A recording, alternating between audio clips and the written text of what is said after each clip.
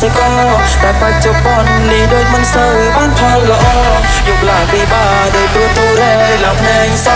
មួយពេល50គីឡូដាក់លើក៏ខ្ញុំឃើញអ្នកខ្លះតែហូបបាយមួយមិនប្រយ័ត្នថយឈើធ្វើឲ្យដឹងខ្លួនឯងហើយមិនច្បាស់ខ្ញុំនិយាយបោះស្រោធ្វើឲ្យខ្ញុំគិតឲ្យសែនសណអ្នកខ្លះឬទាំងតដោបើសារតែអត់អង្គមានបាយហូបពុំតាមកំណើដងកមានស្រែមានស្រូវព្រោះការសិកតែបច្ចុប្បន្ននេះដូចមិនសូវបានផលល្អ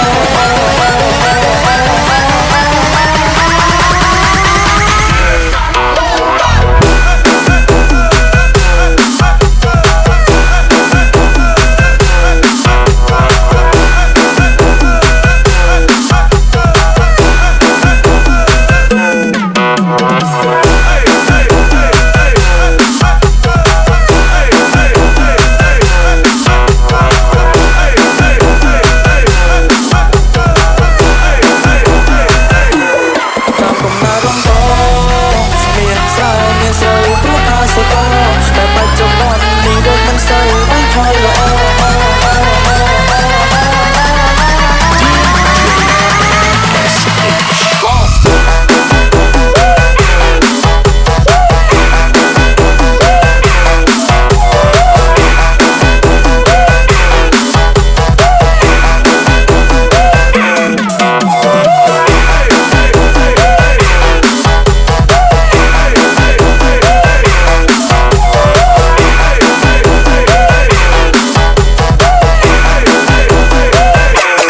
តាមកំណើដងក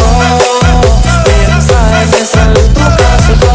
តែបច្ចុប្បន្ននេះដូចមិនសូវបានផលល្អយកឡើងពីបាដោយព្រោះទូរ៉េឡើងភ្នែងសមួយពេល50គីឡូដាក់លើក៏ខ្ញុំឃើញអ្នកខ្លះគេហូបបាយមួយមិនប្រយ័ត្នថយឈើធ្វើឲ្យដឹងខ្លួនឯងហើយមិនច្បាស់ខ្ញុំនិយាយបោះស្រោធ្វើឲ្យខ្ញុំគិតឲ្យសែនសណអ្នកខ្លះឬទាំងតដោបើសារតែអស់អង្គបាយហូបពុំព្រោះតែក្រខ្ញុំជាកវីស្រុកស្រែ